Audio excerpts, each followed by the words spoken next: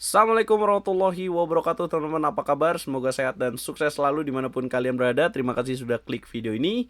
Guys, saya akan bahas pertandingan dari turnamen Tata Steel, turnamen Super Grandmaster yang diadakan di Weekend C Belanda. Teman-teman, saya akan bahas partai dari juara dunia catur Gukes Domaraju yang akhirnya kembali mengikuti turnamen setelah resmi menjadi juara dunia catur mengalahkan Dingliren. Kali ini lawannya adalah Anis Giri, pecatur tuan rumah dari Belanda. Guys, ini sistemnya 14 pemain, sistem undangan ya. Mereka datang ke turnamen ini untuk saling ketemu. Jadi total ada 13 babak. Mereka akan bermain. Dan sistemnya adalah catur klasik 100 menit untuk 40 langkah pertama. Setelah langkah ke-40 ada tambahan waktu 50 menit. Langsung aja kita bahas gamenya nih teman-teman. Ini game pertama juara dunia catur Gukes Domaraju. Dia memulai dengan buah putih, kuda ke petak F3, dijawab kuda ke petak F6, dan kemudian G3, D5, kemudian gajah G2, C5, kemudian putih rokade, hitam kuda ke petak C6. Putih dorong pion D4, hitam E6. Putih C4, ini jadi kayak Katalan ya, teman-teman. Kemudian di sini Giri makan pion C4, putih mainkan langkah menteri A4. Kasih lagi pion di petak D4, tapi Anis Giri nggak berani. Dia main langkah gajah D7. Apa yang akan terjadi kalau misalkan hitam makan pion D4? Maka putih di sini secara teori akan makan pion D4 dengan kuda. Jadi kalau misalkan dikasih ya, dimakan di sini menteri makan kuda D4, putih juga akan makan kuda di petak C6. Dengan tujuan kalau misalkan hitam makan lagi dan akan terjadi fork dan kena benteng.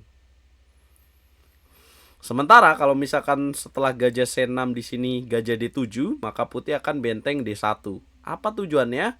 Kalau misalkan makan C6, putih akan makan dulu bunyi skak, makan dan kemudian makan D4, pionnya akan kena lagi di petak C4. Ini unggul putih tipis, teman-teman. Dan ini teori ya. Jadi teman-teman harus hafal nih teori ini. Kenapa menteri A4 dimainkan.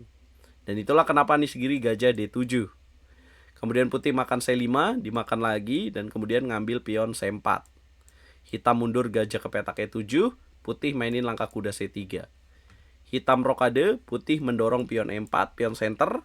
Kemudian benteng C8, ancam discover attack, mundur menteri. Kemudian gajah ke petak C5, putih gajah G5. Langkah ke-13, hitam H6, putih gajah H4. Ini langkah menarik ya, karena di sini Anis Giri berani untuk mendorong pion G5 secara langsung ya. Di sini gajah putih kena trap. Tapi di sini Gukes juga pasti sudah menghitung ya, berani untuk melakukan pengorbanan kuda ditukar dengan 2 pion dan kembali mengikat menteri di petak D8. Sangat tricky di sini. Anis Giri agak lama mikirnya ya. Karena ada ancaman pin, dia mainkan langkah tepat yaitu E5. Kemudian putih di sini mainkan langkah menteri ke petak D2 dengan tujuan makan dan dapatkan bishop ya. Ya, pertukaran menteri juga akan menjatuhkan kuda. Kemudian di sini gajah harus mundur ke petak E7 menopang kuda. Kemudian putih gajah H6, tujuan menteri ke petak G5. Ada langkah brilian yang dimainkan oleh hitam. Tebak langkahnya, guys. Yap, hitam mainkan langkah raja ke petak H7. Ini brilian kenapa? Karena di sini menghindari skak menteri G5. Selain itu juga langsung mengaktifkan perwira ya. Nah, kemudian putih makan benteng, dimakan lagi. Habis brilian terbit kesalahan. Harusnya makannya pakai menteri. Nah, kemudian putih melewatkan taktik, dia jalankan langkah F4. Harusnya di sini benteng AD1 ya. Tapi F4 juga masuk akal karena ingin membongkar jalur benteng di sini. Kemudian hitam gajah ke petak E6, putih mainkan langkah kuda D5. Kemudian Anis Giri kuda ke petak B4, memberikan kekuatan pin ya pada kuda di petak D5. Kemudian putih makan E5, hitam kuda G4. Kemudian putih di sini benteng A ke petak D1 menopang kuda di petak D5. Hitam mainkan langkah brilian lagi, raja H8. Apa tujuannya? Menghindari kuda F6, menghindari supaya ya tidak terkena skak menteri petak D8 juga, teman-teman. Nah, raja ke petak H8. Jadi udah 2 brilian dimainin oleh Anis Giri. Kemudian putih melakukan blunder dengan raja H1. Coba tebak langkah terbaik yang harus dimainkan oleh hitam di posisi ini, guys. Yap, tepat banget. Benteng masuk ke petak C2, kemudian menteri ke petak F4, kuda makan D5. Dan di sini putih menteri F3. Kuda D5 udah unggul besar nih. Apa yang akan terjadi kalau misalkan tadi dimakan, teman-teman? Tahu nggak kalian ada langkah brilian yang bisa terjadi. Maka di sini hitam bisa sacrifice bishop. Kalau misalkan benteng makan, dia bisa sacrifice the queen. Kalau dimakan, maka bisa benteng H2 skak, raja ke petak E1, diskak dengan gajah C5. Benteng tutup, diskak dengan gajah, raja F1, skak dengan kuda, raja naik, dan discover check, menteri kena. Nah makanya tadi Gukes Domaraju mainin langkah menteri ke petak F3. Nah sayang setelah langkah brilian ini, skema yang sudah matang, sudah unggul di atas angka 2, udah besar banget. Anies Giri perlahan melakukan banyak langkah salah. Ya di sini Menteri B6 oke lah, menurunkan keunggulan. Harusnya di sini ada langkah apa teman-teman?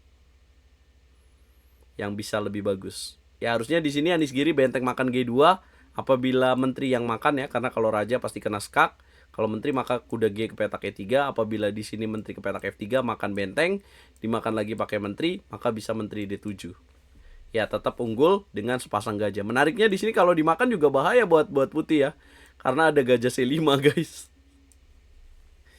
Di sini udah menang ya. Tapi Anies Giri lebih memilih langkah menteri B6. Gak tahu ini karena faktor waktu atau gimana. Padahal waktunya dia mikir lumayan juga 6 menit ya menteri B6. Kemudian makan D5, dia mainin benteng F2 masih unggul. Ya nggak mungkin dimakan, kena fork, menteri ke petak C3, dan Anies Giri kembali melakukan kesalahan dengan gajah B4. Jadi seimbang. Harusnya apa guys di sini guys? Ya udah unggul perwira ya, gajah F5. Tujuannya apa? Buat gajah E4, nanti bisa benteng H2 skakmat. Ya, itu tidak ditemukan. Dia lebih pilih gajah B4, kemudian putih menteri C1. Kemudian gajah F5 baru dimainkan, menteri G5, kemudian Anies Giri gajah F8, menteri H4 skak, tutup ya, melewatkan kesempatan. Harusnya di raja geser ke petak G8 aja. Oke lah, gajah H6, kemudian benteng DE1, menteri B2, kemudian H3, lagi-lagi Anies Giri. Ya, setelah gajah E4, brilian ketiga. Kemudian di sini apabila dimakan checkmate ya, benteng E4, benteng F1 dimakan checkmate menteri H2. Jadi nggak mungkin dimakan. Kemudian benteng F2, makan pakai kuda, raja G1. Setelah langkah brilian tadi, Anies Giri kembali melakukan kesalahan. Kali ini kesalahannya harus dibayar kontan dengan sebuah kekalahan. Ya coba kita tebak dulu. Harusnya di sini hitam menang, teman-teman. Coba tebak apa langkah terbaik hitam di sini untuk bisa menang. Yap, tepat banget kalau kalian pilih kuda ke petak G4. Ada ancaman menteri makan gajah G2. Kalau gajah makan gajah, menteri F2, raja H1, checkmate. Kalau misalkan benteng yang makan gajah, apa yang akan terjadi? Tempo dulu, skak dengan menteri B6, raja H1, dan kemudian menteri B1 ditutup benteng, checkmate. Nah, pertanyaannya adalah, ya ada nggak jawaban setelah kuda G4? Susah nih, kalau misalkan ya menterinya juga nggak bisa bantu. Karena ancamannya ke sini atau ke sini, susah. Tapi Anies Giri, karena waktunya tinggal ya kita bisa alasan waktu lah ya, reasonnya. Dia lebih pilih menteri B6 dulu. Apa bedanya guys? Putih langsung bisa menang. Dengan apa jalannya? Yap, menteri F6. Boom, ditukar menterinya, langsung dia nyender. Nyesel dah, 5-10 tahun lagi mungkin gak akan bisa lupa partai ini nih. Nyesek banget ya, ini salah satu tragisnya jadi seorang pemain catur. Kalau udah menang tapi nggak bisa konversi, kalau udah unggul ya tidak bisa konversi sebuah kemenangan. Ya dimakan lagi gajah G2 dan kemudian makan kuda ke petak D3. Masalahnya di sini putih punya pion bebas. Kemudian Gukes lanjutkan dengan benteng E8, raja 7, D6, kuda C5 diancam dengan benteng E5. Ya, kemudian kuda D7, benteng E7 menyerah. Kenapa? Karena kalau dilanjutin kuda F6, dorong D7 harus dimakan lagi. Putih akan menang dengan posisi seperti ini. Kalau misalkan tadi di sini benteng, ya di sini dijaga dengan B6, ya bisa dikombi, dimakan, dorong pion D7 promosi. Terselamatkanlah muka Gukes dari kekalahan. Sayang sekali Anies Giri yang udah di depan mata harusnya menang. Waduh, malah salah guys. Oh, padahal waktunya Gukes tadi ya, udah tinggal detikan tuh sebelum mencapai langkah ke-40. Tapi itulah Gukes ya, kenapa layak jadi juara dunia. Mungkin karena ketenangannya juga guys, di waktu yang sangat krusial. Apa komentar kalian? Kalian bisa nonton live streamingnya setiap jam 9 malam waktu Indonesia Barat supaya nggak kelamaan ya. Karena ini sistem catur klasik hanya di YouTube RL Chess. Dapetin kesempatan untuk meraih giveaway dari RL Chess. Yuk bantu viralkan video ini dengan cara like, share, komen, dan subscribe. Berikan komentar terbaik kalian guys.